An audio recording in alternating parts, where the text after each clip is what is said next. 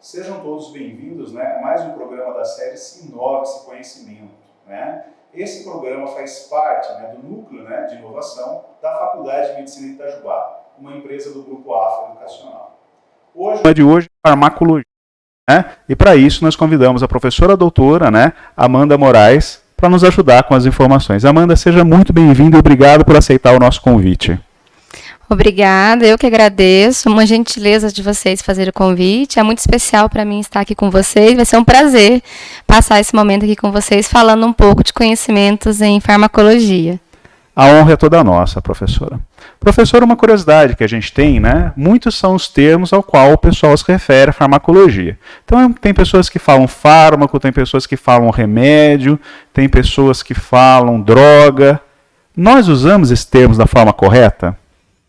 Bom, fármaco, né, quer dizer o princípio ativo de um medicamento.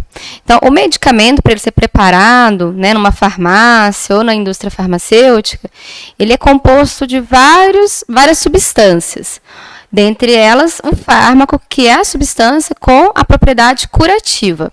Né, uma substância química com a estrutura química conhecida, bem estudada, que vai compor o medicamento. Além do fármaco, o medicamento vai ter também outras substâncias que vão auxiliar no desenvolvimento do medicamento. Então, para dar um sabor, uma cor, uma condição agregante para aquele comprimido, por exemplo, não ficar quebrando, né, ou mascarar um odor ruim que possivelmente possa ter o fármaco. Então, os recipientes eles estão ali para compor o medicamento junto com o fármaco. O fármaco é que tem o princípio ativo curativo ou não curativo, mas que vai trazer a melhora terapêutica esperada. O termo droga, né, também é correto para falar sobre um medicamento. É da tradução do inglês drugs, né? Então a gente pode falar drogas também, não é errado.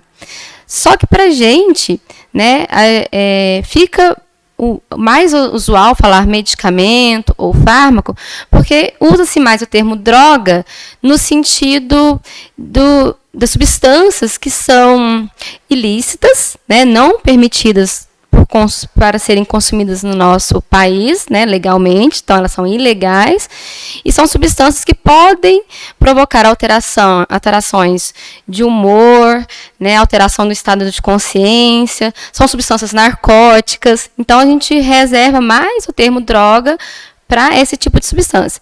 Mas não é errado usar a tradução do drugs como sinônimo de fármaco. Então, a gente usa mais medicamento ou fármaco para não gerar essa confusão. Mas se alguém pegar uma tradução, né, de um livro do inglês para o português, vai estar escrito drogas como sinônimo de medicamento. Perfeito. E o termo remédio, professora? O termo remédio. Muitas pessoas usam o termo remédio como se ele fosse sinônimo de medicamento. Remédio é qualquer substância que tenha como objetivo ser curativa, né, trazer melhoria. Não só substância, mas também... peraí, só um minutinho, vou ter que cortar. Estou querendo usar medida. Faltou a palavra medida, então vamos lá. Pode continuar do negócio. Pode. O termo remédio, muitas pessoas usam como sinônimo de medicamento. Remédio pode ser usado também, não como sinônimo de medicamento, mas como qualquer substância ou medida que vá trazer um benefício terapêutico para o paciente, para a pessoa.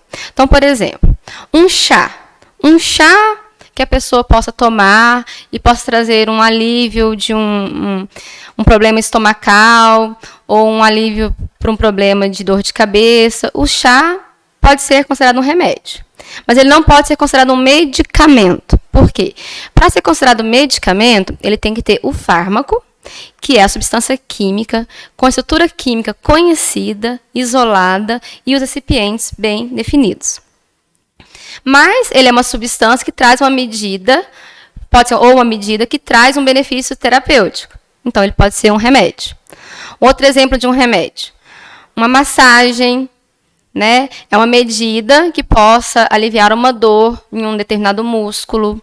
Uma consulta com um psicólogo, né? Uma psicoterapia, podem ser considerados remédios que podem trazer o quê? São medidas que vão trazer alívio para um determinado sofrimento da pessoa, mas não são medicamentos. Que interessante. Então, nesse princípio, professor, eu estaria enganado se eu falar quando uma criança cai, por exemplo, e o avô ou a avó abraça a criança e ela para de chorar. Aquele abraço foi um remédio? Sim, com certeza. Foi uma medida que trouxe um alívio para o sofrimento. Foi um remédio. Interessante, né? E quanto a isso, professor, outra dúvida que nós temos, como é que nós diferenciamos o que é alopatia, homeopatia, fitoterápico? É uma questão que a gente sempre é perguntado, sempre é questionado, né? E gostaríamos de saber do especialista, né? Como é que nós podemos diferenciar um do outro? Sim, perfeito.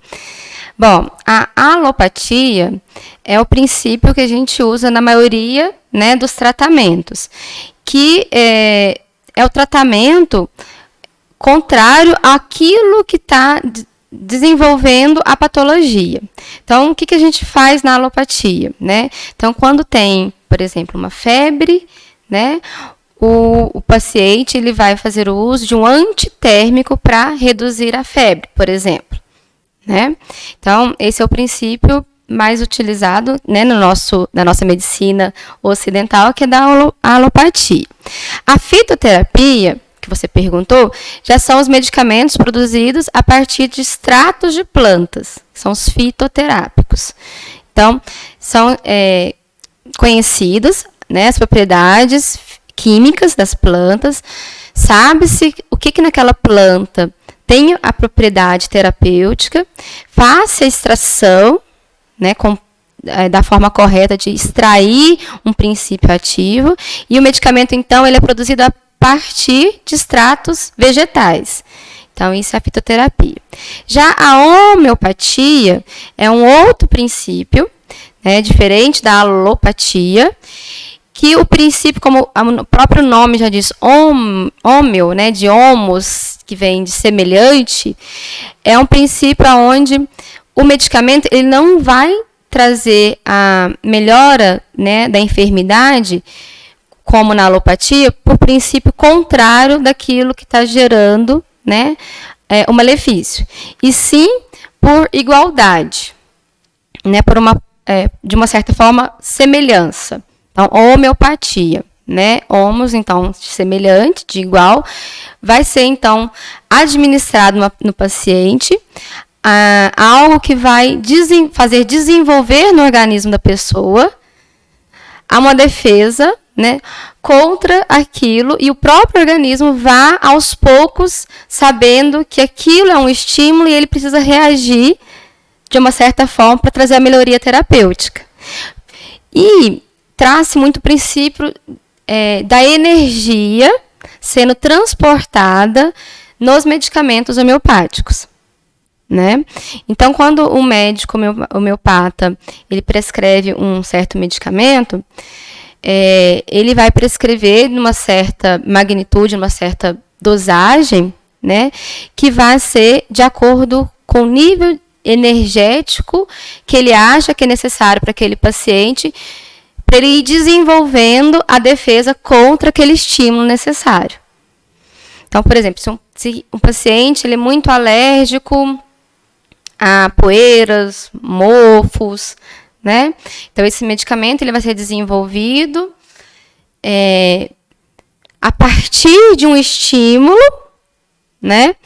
Onde teve um contato das moléculas de água com aquele agente causador daquela patologia, e aquilo foi passando por dinamizações subsequentes até chegar no medicamento atual que o paciente vai tomar. Então, foi sendo carregada a energia ao longo de diluições subsequentes até chegar na diluição atual que o paciente vai tomar. Então, é considerado que a energia foi sendo passada ao longo dessas diluições e a pessoa vai desenvolver a defesa dela contra aquele agente do seu próprio corpo vai ser desenvolvido. Então, por isso que é homos, que é o semelhante, né? Então, estou colocando no organismo aquilo que eu quero que o meu corpo desenvolva uma defesa contra. Interessante. Professora, há uma crença popular, né, que diz o seguinte, né, que quando nós entramos numa farmácia, aqueles medicamentos que estão fora da prateleira do farmacêutico são medicamentos que não necessitam, né, por exemplo, de prescrição médica. E somente os medicamentos que necessitam de prescrição médica estariam ao alcance do farmacêutico apenas. Contudo, tem gente que entende que esses medicamentos são inofensivos por não necessitar de prescrição. Nós gostaríamos de saber até quando, né, até que ponto isso realmente é verdade, se é uma verdade, se é apenas uma crença. Você poderia orientar a gente, professora? Sim. Sim, os medicamentos que estão, né, do lado de fora do balcão, ao alcance do consumidor, são os MIPs, né, que são os medicamentos isentos de prescrição médica. Eles são isentos de prescrição médica, mas são medicamentos. E todo medicamento, ele tem o seu benefício, mas tem o seu potencial risco. Então, não quer dizer que ele é isento de risco. Né? Todo medicamento ele deve ser utilizado somente se necessário. Né? Então, por exemplo, vamos pegar aqui um paracetamol. Né? É um medicamento que é isento de prescrição. Então, se você for lá, né, o paciente consegue comprar o paracetamol, que ele está do lado de cá do balcão, ele consegue ir lá pegar o paracetamol sem precisar de ter a prescrição médica. Mas, se o paciente fizer o uso, né, do paracetamol em uma quantidade acima da recomendada pelo médico, e se ele está fazendo uma automedicação, ele não sabe qual que é a dose limite que ele deve usar, ele pode desenvolver uma hepatite medicamentosa. Ele pode desenvolver uma necrose do fígado. Né? Ele pode ir perdendo células do fígado, e dependendo de forma irreversível. Pode desenvolver uma hepatite fulminante. Né? Os anti-inflamatórios, né, no geral, muita gente acha que é inofensivo. E a pessoa pode fazer o uso também sem precisar ir no médico e pregar uma prescrição médica. Mas dependendo do tempo do uso que a pessoa vai fazer e da dosagem, ela pode desenvolver uma úlcera, uma gastrite, uma úlcera. Né? E muitas das úlceras gástricas são porque as pessoas utilizam esses medicamentos por um tempo longo sem fazer a devida proteção gástrica. Então, assim, não existe medicamento sem risco. Existem aqueles medicamentos que têm maior risco do uso e o menor risco. Sempre os médicos vão avaliar o risco e o benefício para o paciente. Então, a automedicação é totalmente desaconselhável, em qualquer hipótese. Totalmente desaconselhável. Então, nunca uma pessoa deve fazer a automedicação. Se ela precisar fazer o uso de um medicamento e ela não puder ir, né, ao médico, ela tem que ter orientação, pelo menos, ali do farmacêutico da drogaria, né, ou da farmácia, onde ele vai comprar o medicamento. Né? Se por acaso ele não puder, né, passar pelo médico antes. E um medicamento nunca vai ser igual para pacientes diferentes. Né? Existe uma variabilidade muito grande entre as pessoas. O medicamento que para mim tem um efeito, para você pode ter outro. Sem falar nas interações medicamentosas, né? Às vezes eu te falo, Gustavo, toma esse medicamento, para mim foi ótimo. A gente chama de vizinho terapia, né? Pode tomar isso aqui que tá, para mim foi bom, para você vai ser bom também. Mas e os medicamentos que você faz uso contínuo? Será que não vai ter interação com outros medicamentos que você faz o uso? E aí, você passou a usar um medicamento que eu te indiquei sem o seu médico conhecer, talvez o tratamento que você já fazia já estava indo tudo bem, passe agora a não ser um tratamento com sucesso mais. Porque começa a ter interação entre medicamentos que agora introduziam um novo, né, nos medicamentos que você está usando e seu médico não está sabendo. Isso é uma coisa muito importante, né, Amanda? Uma curiosidade que nós temos também, Amanda, vem ao ponto do surgimento de novas doenças. Né? É muito discutido, né? Se aparecer uma nova doença, talvez nós já tenhamos o medicamento para ela ou não, vai ter que surgir novos medicamentos.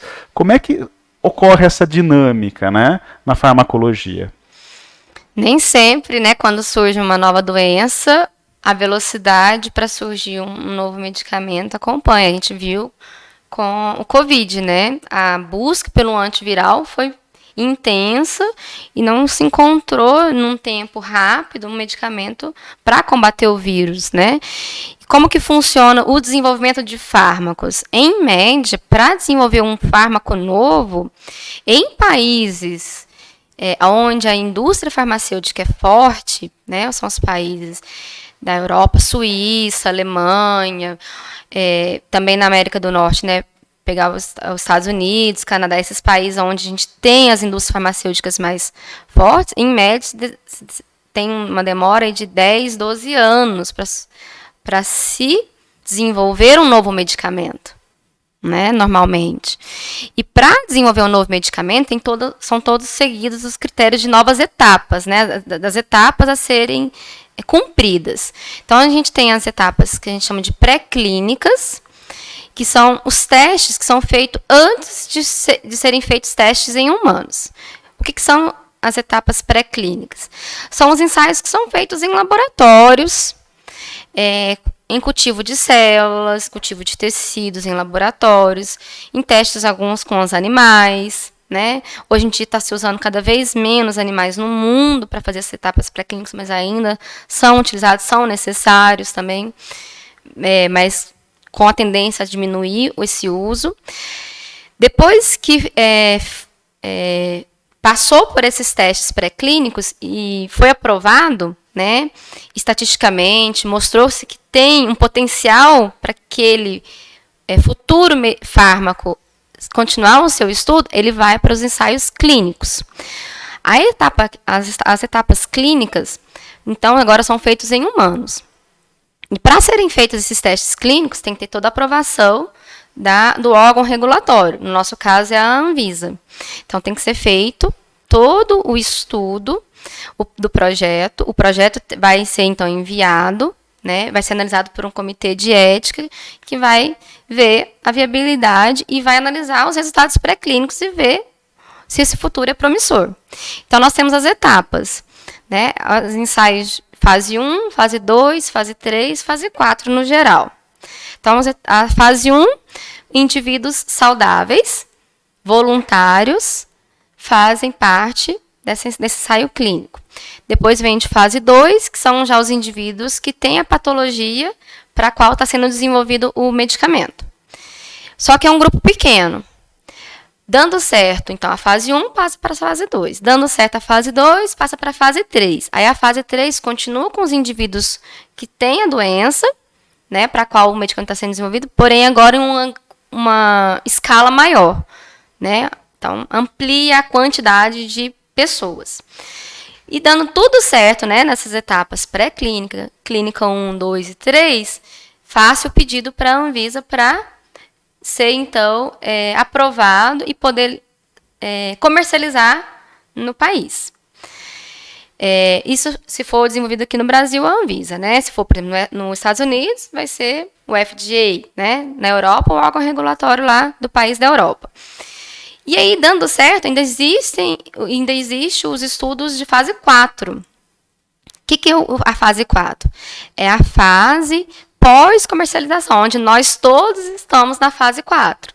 Então, todos os medicamentos que a gente utiliza no dia a dia faz parte da fase 4, que é o uso a longo prazo, né, por toda a população do mundo. A fase 4 é uma fase contínua, então? Contínua. É a fase que a gente chama de farmacovigilância, onde todos nós somos responsáveis por ela. Quando a gente tem alguma reação adversa, algum efeito inesperado do medicamento, a gente pode e a gente deve informar algum profissional da saúde e ele pode e deve fazer a notificação para o órgão regulatório, que vai, então, falar, né, vai escrever isso com relação ao medicamento. Então, ela é contínua. Isso. Ok, professora. Tem uma dúvida também que é muito constante, né? Como se consome o medicamento? Por quê? Tem gente que fala, ó, isso aqui você tem que tomar com suco de limão, esse com suco de laranja, esse você tem que tomar com leite, esse você não pode tomar com leite, ou tem que tomar depois da refeição, ou antes da refeição. Uhum. A senhora poderia nos ajudar a entender por que essas variações, professora? Sim. Tem medicamento que ele é facilmente absorvido no intestino, no estômago ou no intestino. O intestino é onde é mais fácil, né, de absorver. quando depois que a pessoa faz o uso. Mas tem medicamento que essa absorção já é mais difícil. Então, característica mesmo do medicamento. E esses medicamentos que têm uma absorção mais difícil são os medicamentos que a gente precisa tomar em jejum. Exemplo, né, de quando se fala, tem que tomar em jejum, um exemplo é da dificuldade da absorção. Outro exemplo de quando se fala precisa tomar em jejum é que pode ter interação medicamento-alimento. Né? Então, por exemplo, alguns antibióticos, né, não todos, mas alguns antibióticos, se tomado com alimento, é a mesma coisa a gente jogar um pouco do antibiótico fora. Por quê? Porque os nutrientes que compõem o alimento, eles vão fazer um complexo, vão se ligar. Então, o cálcio, por exemplo, o ferro, né? Eles vão se ligar ali na molécula do antibiótico, de alguns antibióticos, por exemplo, a tetraciclina, o norfloxacino, o ciprofloxacino.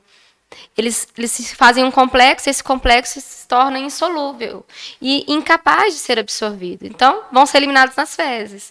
Então, a quantidade de medicamento que vai ser absorvido e vai chegar no sangue da pessoa vai ser muito menor do que se ele tomar com água ou se ele tiver em jejum, dependendo, né, do medicamento. Não tiver com o estômago cheio. Não tomar logo após uma refeição. Tá, eu vou tomar com água, mas vou tomar logo depois do almoço. Mesmo vai chegar no estômago, vai misturar com a comida. Então não adianta tomar com água, mas tomar logo após uma refeição, onde vai ter um conteúdo rico em cálcio. O feijão tem muito cálcio, tem muito ferro. Então vai ter complexo também, né? A avó da gente sempre falava assim: toma antibiótico com leite para não ter dor de estômago. Não é, a gente toma medicamento sempre com água, né? Alguns antibióticos você pode tomar com leite, não tem problema, mas alguns não. Então, na dúvida, sempre tome com água, porque a água não interage com ninguém. Perfeito. A água, com todo mundo, ela é possível, né, de auxiliar na deglutição e não vai interferir na absorção. Tem alguns medicamentos, por exemplo, né, de quem tem problema de hipotireoidismo, tem que fazer reposição do hormônio da tireoide. Ele tem que ser tomado também antes da refeição. Tem que ter um tempo de jejum. Se o paciente tomar e não respeitar aquele tempo de jejum, vai atrapalhar na absorção. Então, ele vai estar o quê? Ele vai estar repondo menos hormônio do que o necessário. Ele vai ter os sintomas de hipotireoidismo. E assim, né? O que eu sempre falo, assim, que a gente tem que orientar os pacientes? Ele tem que ler a bula. Eu falo, não jogue fora a bula. Os pacientes têm que ler a bula. Mas ele tem que ler o que da bula? A forma de tomar. Ele tem que ler as características que o medicamento tem. Então, por exemplo, esse medicamento é um medicamento de cor branca. Aí, de repente, você tira do blister, tá um medicamento marrom. Você não deve tomar, já alterou a cor. Esse medicamento, ele deve ser tomado em jejum. Então, você vai tomar em jejum. Então, é importante o paciente, que às vezes ele não vai lembrar, né, do que o médico falou, ou o farmacêutico se orientou, se não orientou, na correria não vai lembrar. Guarde, quando ele tiver dúvida, leia a bula, mas não é para ficar lendo aquelas reações adversas que ele fala. Nossa, se eu ler a reação adversa, eu sinto tudo que está na bula. Tem gente assim, não é para ler aquilo.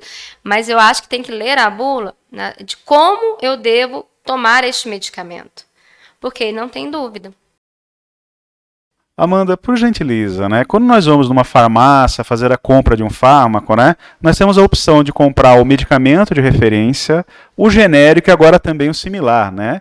Você poderia explicar para a gente qual é a diferença? Todos são a mesma coisa numa terapia? Ou, né, existe alguma tabela de equivalência, alguma coisa que nos oriente, né? Qual seria mais adequado ser consumido? Ok. Quando o medicamento ele é lançado, né, no mercado, a indústria farmacêutica que desenvolveu o medicamento desenvolve o primeiro, o inovador, né? Esse é o medicamento de referência. Então, esse primeiro medicamento que saiu sobre, né, aquele assunto, com aquele mecanismo de ação que foi desenvolvido para aquela doença, a gente chama ele, então, de medicamento de referência. Então, ele tem uma patente que dura alguns anos, onde só aquela indústria pode comercializar aquele medicamento. Depois de um tempo, quando a patente dele, então, né, é vencida, outros outras indústrias, né, outros laboratórios farmacêuticos vão também vão ter o direito de desenvolver medicamentos semelhantes àquele, né, com o mesmo mecanismo de ação para aquelas doenças que já são comercializados. Então, surgem os similares. Tá? Então, esses são os medicamentos similares. Então, por que eles são chamados de similares? Então, eles são os mesmos fármacos já conhecidos, porém, o que muda num medicamento similar e num de referência? Né? Pode mudar alguns componentes. Então, os recipientes, como eu já expliquei, né, que são outras substâncias químicas além do fármaco, podem ser diferentes, de acordo com a intenção, né, da indústria de deixar aquele medicamento, né, mais propício para o uso. Pode mudar coloração, pode mudar estruturas da embalagem, isso pode mudar. Tá? O que não pode mudar? As características da farmacocinética, que envolvem a velocidade de absorção, o tempo de absorção, o quanto daquilo que vai chegar no organismo. Então, isso tem que ser compatível com o de referência, que foi feito todo nos ensaios clínicos, quando o de referência foi desenvolvido. E as indústrias que agora produzem os similares precisam comprovar em testes que a gente chama de bioequivalência e testes de biodisponibilidade, né, esses ensaios, tem que comprovar que a quantidade de medicamento que existe naquela unidade é realmente aquilo que ele fala. Então, tem vários ensaios físico-químicos que são feitos, e os ensaios de biodisponibilidade vai trazer essa parte da farmacocinética, que tem que ser compatível com os de referência. Então, esses são os similares. O genérico, né, são os medicamentos que, desde a lei de criação do genérico em 1999, eles vieram para quê, né, esses genéricos? Eles também são medicamentos que são similares, porém eles são diferenciados porque eles têm um subsídio, né, do governo. Então, eles têm uma redução de impostos. Então, a ideia do genérico é ser mais barato para ser mais acessível a uma parcela maior da população. E precisa também ter os ensaios de biodisponibilidade, os ensaios de bioequivalência, que comprovem a qualidade. Então, antigamente, os medicamentos similares eles não eram obrigatórios ter esses ensaios de bioequivalência e biodisponibilidade. Mas, de uns 7 a 8 anos para cá, mudou a legislação e saiu uma lei que fala que todos os medicamentos que são comercializados no Brasil, precisam ter os testes de bioequivalência e biodisponibilidade. Antigamente, eram só os genéricos e só os de referência. Os de referência sempre precisam para ser lançados. E depois veio a lei, né, vieram os genéricos, falando que, em 99, para ser genérico, para tentar se enquadrar na legislação do genérico, precisava passar também pelos ensaios de bioequivalência e biodisponibilidade. E os similares ficavam sem obrigatoriedade de teste nenhum. Então, eles sempre eram os medicamentos que eram muito baratos no mercado. Mas isso era ruim, porque a população ficava à mercê de medicamentos assim vendidos, né, no comércio, sem garantia de ter uma qualidade. Né? Porque não tinha legislação que obrigava a passar pelos mesmos critérios do que o de referência e do que o genérico. Aí, depois dessa legislação, em 2014, eles também são obrigados a passar pelos testes de bioequivalência e biodisponibilidade. Aí fica, né, você perguntou, né, o médico prescreve o medicamento, qual que ele vai escolher, né? Se o médico prescreveu, né, o nome de um medicamento de referência, não pode ser trocado. Mas se o médico prescreveu o nome do princípio ativo, ele pode comprar o genérico, ou ele pode comprar um da marca que ele preferir, mesmo não sendo genérico, ou ele pode comprar um que, às vezes, o próprio médico falou, olha, pela minha experiência, os meus pacientes, esse aqui eu vejo que dão resultados melhores, pode indicar, então fica a critério do paciente, numa conversa com o médico, e ver também os custos desses medicamentos na farmácia. Perfeito. Amanda, aproveitando o seu conhecimento, uma outra dúvida que nós temos, né, é a respeito das vias de administração de medicamentos, né? Então, nós temos medicamentos que têm administração via oral, né, aquele que é ingerido, como a senhora disse, pode ser, na dúvida, com água, melhor, né? Nós temos aqueles que são os injetáveis, então intramuscular, né, intravenoso e por aí vai. Existe uma lenda que assola, né, o mundo, né, da saúde sobre o captopril, que é um remédio para hipertensão, que inicialmente foi construído, foi fabricado para ser consumido, né, de forma oral, e tem muita gente que prefere utilizá-lo de forma sublingual. A senhora poderia explicar um pouco para a gente a eficácia desse método, ou se não tem eficácia alguma, né, se é possível trocar a via de administração do medicamento, como isso é feito? Os medicamentos, quando eles são desenvolvidos, né, eles passam por esses testes que nós estamos falando aqui, eles vão ser desenvolvidos para vias diferentes. Então, o medicamento que foi desenvolvido para a via oral, ele passa pelos testes para a via oral. O medicamento que foi desenvolvido para a via sublingual, ele passa por outros testes para avaliar a absorção por outra via, quanto desse fármaco chega no sangue para a via sublingual. Então, são vias completamente diferentes, com características diferentes. Então, não se deve, em hipótese nenhuma, trocar um medicamento que foi desenvolvido por uma via e utilizá-lo por outra. Por quê? O medicamento que foi desenvolvido para a via oral, ele tem alguns recipientes nesse medicamento que são importantes para a via oral. Mas, se for colocado na via sublingual, ele pode levar a problemas na mucosa sublingual, feridas, erosões, né? O captopril, por exemplo, né? Ele pode, além disso, ele pode produzir um gosto muito ruim, um gosto metálico, né? Embaixo, na boca, se for colocado embaixo da língua, e quando deglutido não vai aparecer esse gosto, né? E pode provocar essa ulceração, essa lesão na mucosa sublingual. Então, o paciente não deve fazer o uso de um medicamento por uma via diferente daquela que vem na bula. Então, leia a bula, o modo de usar. Se é deglutir, se é engolir, né? Administrar por via oral é por via oral. Não trocar a via. E também, a dose do medicamento, a concentração do medicamento para a via oral sempre é uma dose maior do que é para a via sublingual. Então, aí tem outro risco potencial, que é um risco de uma dose excessiva, né? Se aquele medicamento conseguir ser absorvido por aquela via, então a indústria, quando ela produz um medicamento para via oral, ela já sabe que tem que fazer naquela concentração, porque vai ter um pouco de perda ao longo da via oral, né? E na via sublingual, não, quase não tem perda, né? Quando um medicamento é por via oral, ele vai ser absorvido completamente. Então, a gente tem um problema aí que poderia gerar uma intoxicação no paciente, né? Porque a dose seria muito excessiva se fosse utilizado por uma via sublingual, algo que foi desenvolvido pela via né, oral. Então, não deve ficar trocando a via de um medicamento que foi desenvolvido para ser utilizado naquela via. Uma outra dúvida, Amanda, vou colocar uma situação hipotética, né? Uma moça que faz uso do medicamento e descobre que está grávida.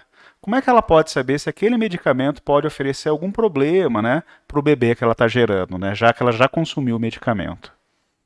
Certo. Quando ela descobrir, né, que ela está grávida, a primeira coisa que ela vai ter que fazer é procurar um médico para fazer o acompanhamento, né, das consultas pré-natais, e aí ela vai informar para o médico quais foram os medicamentos que ela já ingeriu até o momento dela descobrir que está, né, gestante agora.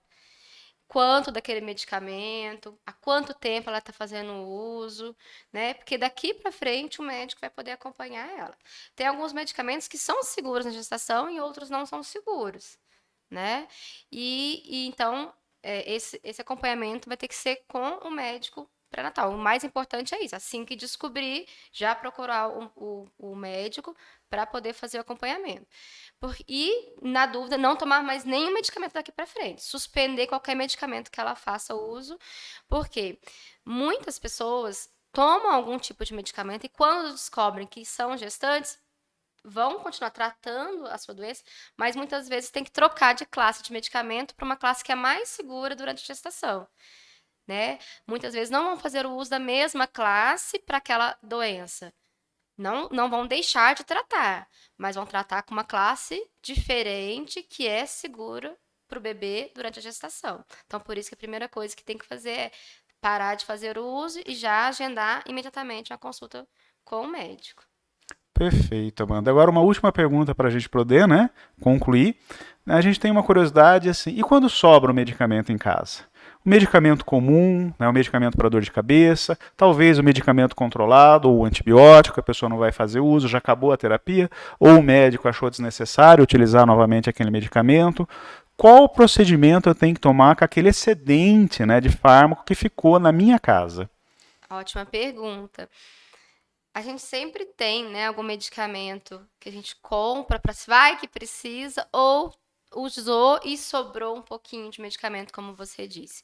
O importante é descartar da maneira correta, de maneira consciente. A gente nunca descarta medicamento no lixo comum e nem na rede de esgoto, na privada, na pia. A gente não faz isso, porque isso vai contaminar o meio ambiente, né? A gente descartar isso na rede de esgoto vai contaminar as águas que futuramente vão voltar para nossas casas e não tem como tirar resíduo de medicamento, muitas vezes, das águas. E isso vai para o lixo normal, isso pode contaminar o solo, né? Fora o risco de ter acidente, né? De ir para um lixo normal, até o caminhão do lixo passar, animais da rua revirar, crianças brincar com isso, abrir o saco, a gente não sabe, né? O que pode gerar de intoxicação. E as intoxicações por medicamento no Brasil, os números são muito grandes, né? Principalmente em crianças. Então, assim, primeiro eu recomendo não ter excedente de medicamento em casa, por esse risco de intoxicação acidental em casa. E o que a gente deve fazer? Eu acho que de tempo em tempo, né, a gente deve pegar aquele estoquezinho lá que você tem em casa, analisar, né, se você precisa manter com uma certa frequência, você usa aquilo ou não, e separar numa sacolinha. Todos que já são vencidos também, separar numa sacolinha e se deslocar até uma farmácia onde tenha um coletor. Não são todas as farmácias que têm, mas algumas farmácias, aqui em Itajubá eu já vi, né, elas têm um coletor onde você vai descartar o medicamento. Você não vai ter acesso ao que está lá dentro, você vai só colocar e ele vai cair lá no fundo. E essa farmácia vai fazer o descarte correto, vai mandar para incinerar da maneira correta, que não vai ter contaminação do meio ambiente. Essa é a forma que a gente chama, né, de descarte correta e consciente dos medicamentos, vencidos e não utilizados. Professora Amanda, meu muito obrigado pela sua entrevista, né? A senhora gostaria de fazer alguma consideração, professora? Bom, eu quero agradecer, né, à Faculdade de Medicina, ao Projeto Inove-se. Eu achei espetacular, né, a ideia de vocês de trazer, né, assuntos muito importantes para a população, para o público da faculdade, para toda a população. Eu acho que quando a gente fala de medicamento, né, eu acho que a gente tem que pensar o seguinte: o medicamento ele é muitas vezes necessário, né, mas a gente tem que fazer o uso com consciência e com orientação. Se fizer o uso sem orientação, né, a gente pode ter mais prejuízos do que benefícios, né? E sempre o médico ele vai analisar o risco e o benefício para poder prescrever um medicamento. Então, nunca se esquecer que o medicamento ele tem potenciais riscos. Então, por isso que a orientação é super importante. E a gente precisa do medicamento para nos aliviar das enfermidades, para curar determinadas doenças e trazer alívio para o sofrimento que a gente tem. Então, eu diria assim, é um mal necessário, né? Muitas vezes a gente não vai ter um malefício e vai se beneficiar muito do medicamento, mas fazendo uso da maneira correta, seguindo sempre as orientações do médico, do farmacêutico ou de qualquer outro profissional da saúde. Muito obrigado, professora. A professora doutora Amanda Moraes é professora da Faculdade de Medicina de Itajubá, né? Nossa referência em farmacologia, né?